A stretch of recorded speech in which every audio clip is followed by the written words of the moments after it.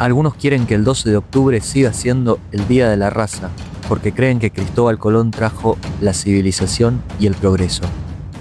En realidad, la conquista nos costó casi 100 millones de almas. Los españoles trajeron 10 millones de esclavos y se llevaron nuestro oro.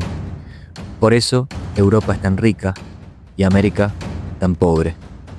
No es el Día de la Raza, porque nosotros no somos sus perros.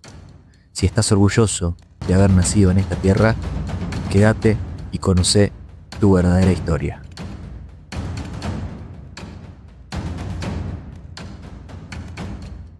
Bienvenidos, ya está listo el mate y hoy vamos a hablar acerca de Conquista de América, ¿no, Pablo?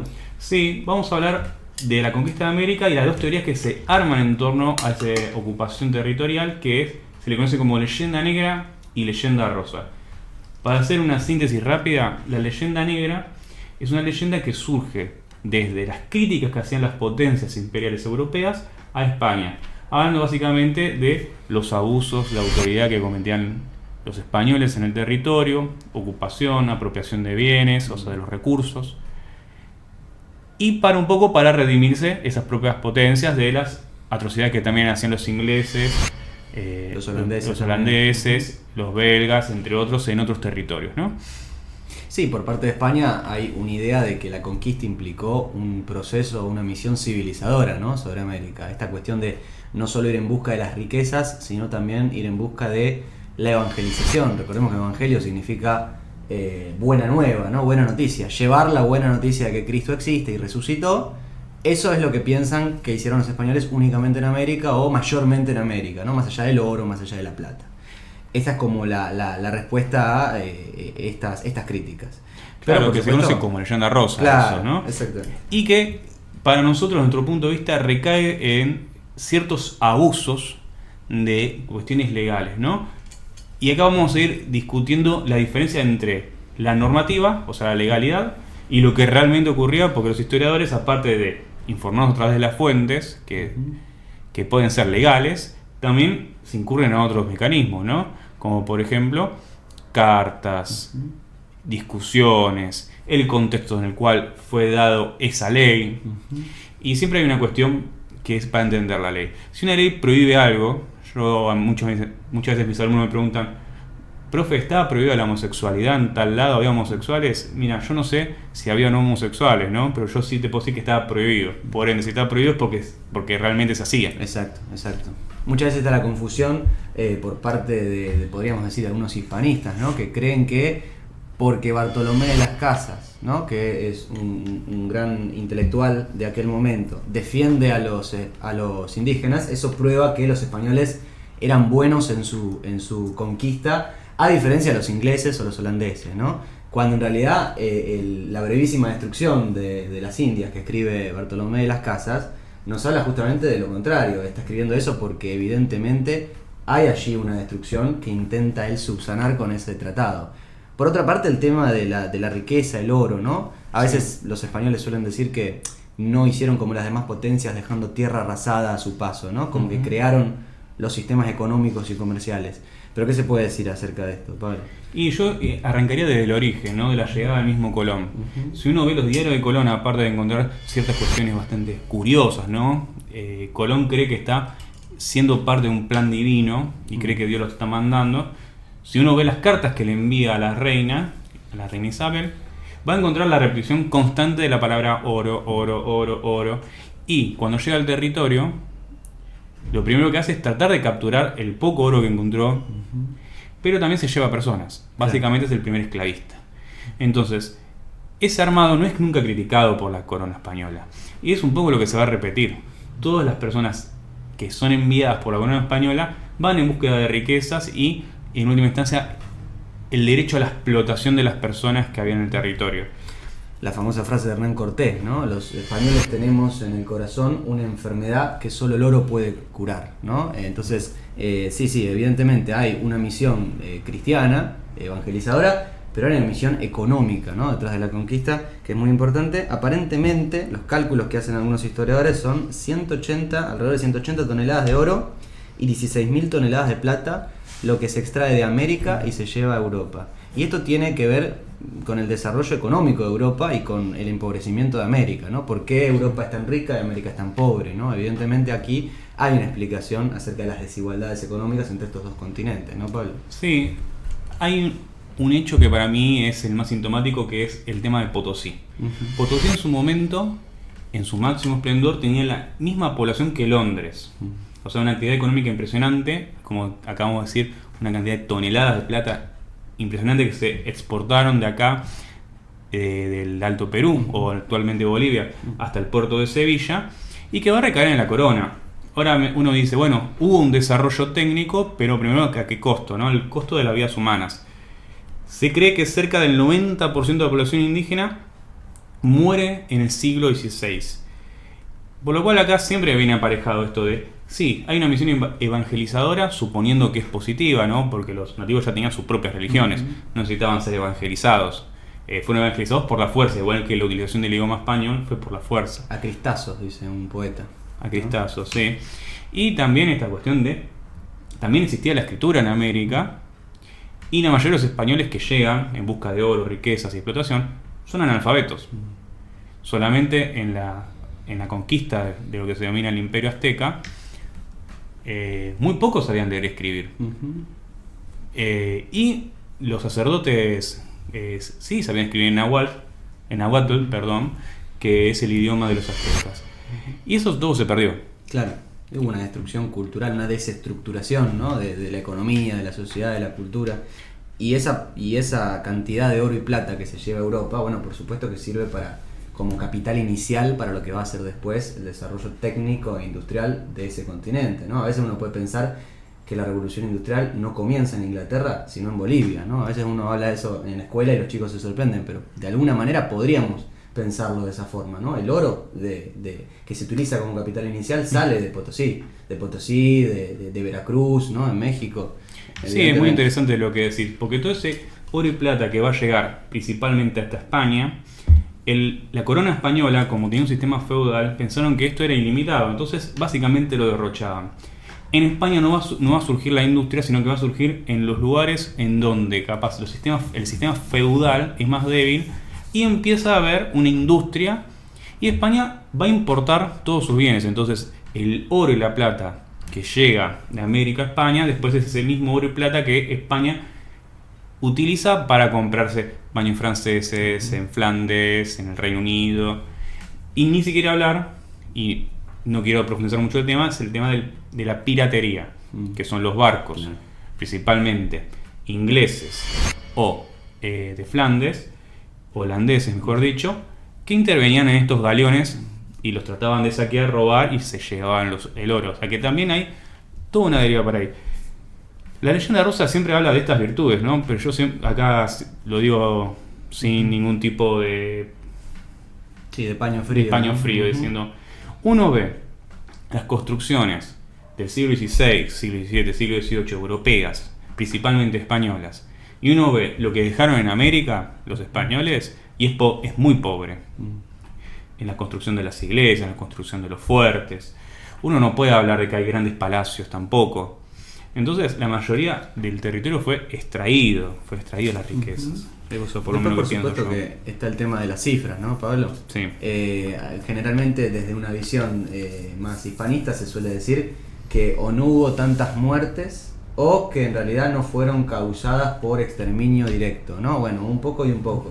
En realidad hubo una enorme cantidad de indígenas muertos por el trauma de la conquista. Si bien es cierto que no siempre por exterminio directo, o sea, lo que tenemos que tener presente también es que los españoles llegaban a América con un montón de enfermedades, y como los americanos no estaban preparados porque no tenían los anticuerpos, bueno, muchas veces enfermaban de viruela, de sarampión, y tenemos ahí unas cifras que son bastante aterradoras, ¿no, Pablo? Sí, se calcula que la población en 1492, o sea, al momento de la llegada de los españoles a América, rondaba la población nativa entre 60 y 70 millones de personas.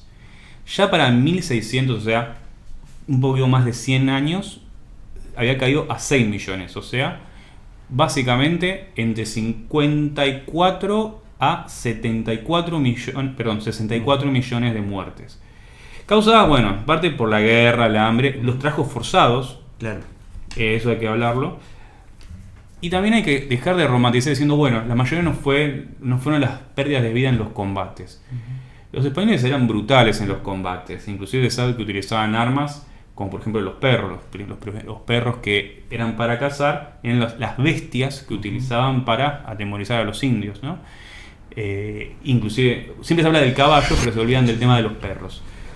Y construyen un sistema económico con instituciones que son altamente perversas, que son la encomienda y la mita, que agravaron fuertemente las condiciones de trabajo, por eso terminan muriendo, y es por eso que terminan trayendo, voy a decirle la palabra que ellos utilizan, importando esclavos africanos. O sea que los españoles también introdujeron el esclavismo en América. Totalmente, en esta especie de triángulo económico que hay entre América, Europa y África. Sí, sí.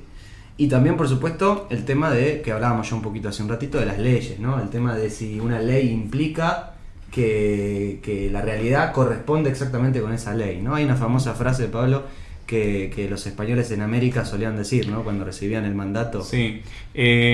Antes, cuando estaba el virrey, tenía que organizar un poco a los encomenderos, que eran brutales, ¿no? Es lo que principalmente denuncia Bartolomé de las Casas.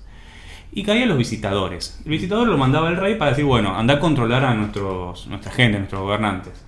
Y cuando empezaban a ver lo que sucedía, terminaban poniendo en registro las leyes, estas leyes que protegen a los nativos. Se dice, la frase es, se conocen, pero no se aplican. ¿Qué quiere decir? Que la mayoría de las leyes no eran aplicadas. La conducta evangelizadora de los encomenderos o de los españoles que llegaban y terminaban utilizando esta mano de obra indígena, ni te digo esclava, no se dedicaban a evangelizar o lo dejaban en un segundo plano, y es al estilo del requerimiento, ¿no? Totalmente. Podemos explicar un poquito qué es el requerimiento. Sí, esa lectura inicial que se le hace a los indígenas cuando se funda una ciudad, por ejemplo, y se les explica quién es Dios, ¿no? Por qué están ellos ahí, cuál es la misión civilizadora de los españoles. Y por supuesto que muchos indígenas no entienden nada, todos en realidad, porque es el primer encuentro, el primer choque cultural, ese momento en que el español en español le explica al indígena en una posición jerárquica cómo va a ser su vida a partir de ese momento, ¿no? Bueno, eso es justamente la retórica legal que se impone desde el primer momento de la conquista. Y esa retórica legal que después se va humanizando, ¿no? Porque está en la discusión entre Bartolomé de las Casas y Juan Ginés de Sepúlveda, ¿no? Y se resuelve, fíjate qué feo, ¿no? Pero es así como lo expresaban, se resuelve que el indígena es un ser humano, ¿no? Eso finalmente... Que tiene alma. Que tiene alma, que merece ser evangelizado. Eso finalmente no prueba que los españoles eran humanos con los indígenas, ¿no? Prueba en todo caso que hasta ese momento nadie lo había sido y que Bartolomé de las Casas estaba enfrentando a los encomenderos de estos que comenta Pablo, que eran terribles en su trato con los indígenas, ¿no? Y los hispanistas, los que defienden esta leyenda rosa que España no fue tan grave lo que hizo, se olvidan de que siempre retoman a Bartolomé de las Casas porque es de los pocos que se anima a enfrentarse a esto y que termina diciendo, miren, están arrasando con todo, y la posición que toma la corona, y la corona lo toma, y al mismo tiempo ningún rey español pisó nunca América mientras fue colonia. Estos no eran reinos, eran territorios de segunda. Por eso nunca lograron participar tampoco en ningún sistema representativo, y recién cuando intentaron ingresar a las colonias o a los virreinatos en un sistema representativo español, no estaba ni siquiera el rey en el trono. No, totalmente. Estaba Además, preso. es interesante también por qué toman la posición de Bartolomé de las Casas los reyes, ¿no? En esta pelea que tienen con los encomenderos, esta influencia que están adquiriendo los encomenderos en América y los reyes que no pisan América, como dice Pablo, bueno, le conviene al rey español y a la reina española tomar la posición de Bartolomé para un poco disminuir el poder que están adquiriendo estos personajes, ¿no? Y lo último, Pablo, el tema de el mestizaje. El mestizaje, ¿no? Siempre los pueblos americanos tienen una característica que mantenemos cierto mestizaje. Si uno dice, ¿qué somos? ¿Somos nativos, europeos? Sí, es una gran mezcla, ¿no? Tenemos nosotros, inclusive en el Río de la Plata, palabras como candombe, quilombo, que son de origen africano. Se sabe que durante el territorio, mientras fue Virreinato Río de la Plata, 1/3 de la población aproximadamente de Buenos Aires era de origen negro, o sea, de origen africano. Y uno dice, ¿dónde quedaron? Bueno, parte mueren en las guerras y parte se mestizan. Y acá los españoles dicen, bueno, son menos racistas los españoles porque hay un mestizaje, o sea, que hay blancos que se que se mezclan con la las otra población. Hay que recordar que esas mezclas de los blancos en general venían de actos vinculados a las violaciones, Claro. a los abusos, porque no hay prácticamente matrimonios legales Claro. de ese estilo. Entonces estamos hablando de una situación de violencia en contra de esos cuerpos. Totalmente. Y ellos dicen, bueno, la leyenda rosa dicen, pero vieron que en los anglosajones está bien segmentado o segregado. Sí. Bueno, habría que preguntarse, ¿no? Que los dos son racistas, pero de diferente manera. Claro, totalmente. Bueno, Pablo, me parece que hemos recorrido un montón de aspectos.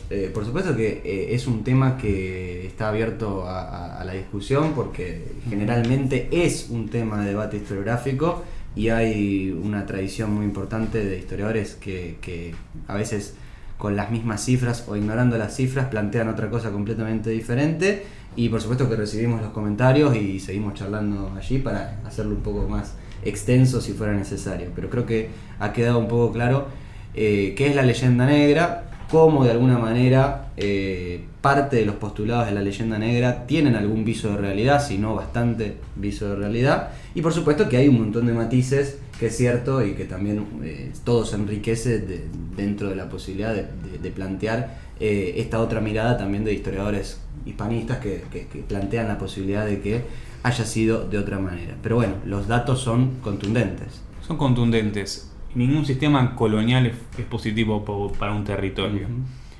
Es sencillo como eso, y gran parte de las desigualdades estructurales americanas parten de este sistema desigual, feudal que nos trajo España. Si uno ve la economía incaica previo a la conquista, es una sociedad muchísimo más igualitaria que la que viene heredada después de la colonia. Totalmente. Bueno, Pablo, como siempre, un gustazo. Nos vemos en el próximo video.